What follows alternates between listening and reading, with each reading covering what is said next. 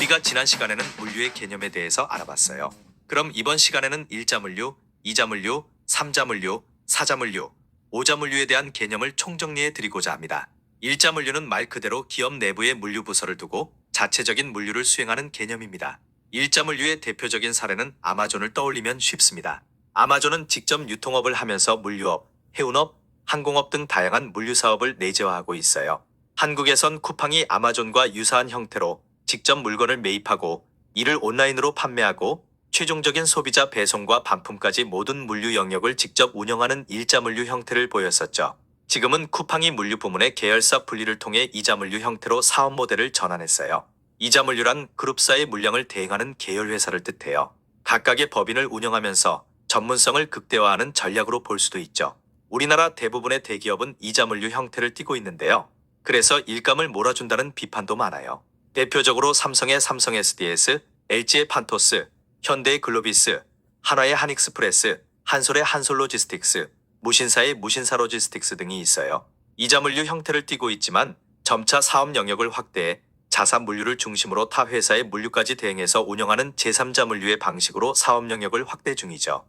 3자 물류란 그룹사 물량이 없이 물류의 전문적인 서비스를 제공하는 제3자에게 물류를 위탁하는 개념이에요. 대표적인 제3자 물류 기업은 글로벌 기업 DHL을 꼽을 수 있겠죠. 우리나라에서는 한진, 태웅로직스 등이 대표적인 전문 물류 서비스를 제공하는 제3자 물류 기업입니다. 최근에는 해운 기업들이 기존의 사업 영역을 넘어 종합물류업으로 진출하면서 제3자 물류 영역까지 공격적으로 진출하고 있어요. 대표적인 기업이 바로 머스크그룹이며 이 기업은 이미 우리나라에서도 해운 외의 다른 물류 사업까지 빠르게 확장 중입니다.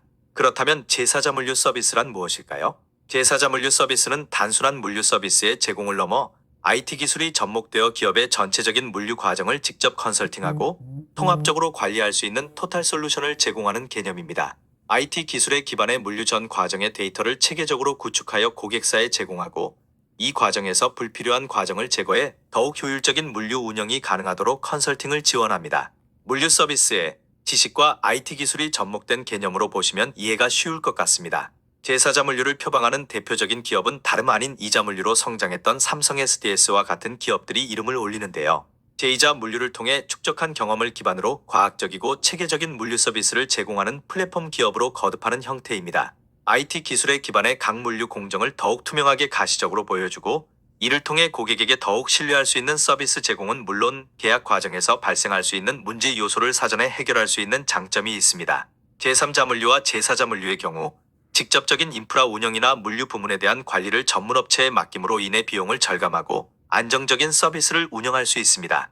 최근에는 5자 물류라는 개념까지 확장되어 등장했는데요. 5자 물류는 앞서 제4자 물류 개념에 더해 SCM, 즉 공급망 관리 부문까지 포괄하여 사전에 판매나 유통 물류 과정에서 발생할 수 있는 리스크 요인을 최소화하고 이를 통해 기업 경영 전반에 관여하는 가장 상위의 개념으로 볼 수 있습니다.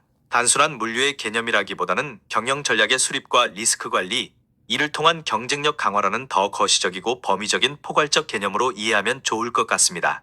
여기에 더해 로보틱스와 빅데이터 등 새로운 기술을 접목하여 기존 물류 공급망 관리의 한 단계 진화된 영역으로 볼 수 있습니다. 오늘은 1자 물류부터 5자 물류에 대한 개념을 알아봤는데요. 다음 시간에는 조금 더 물류의 각 부문별 세부적인 개념과 역할 등을 알아보는 시간을 가져보겠습니다.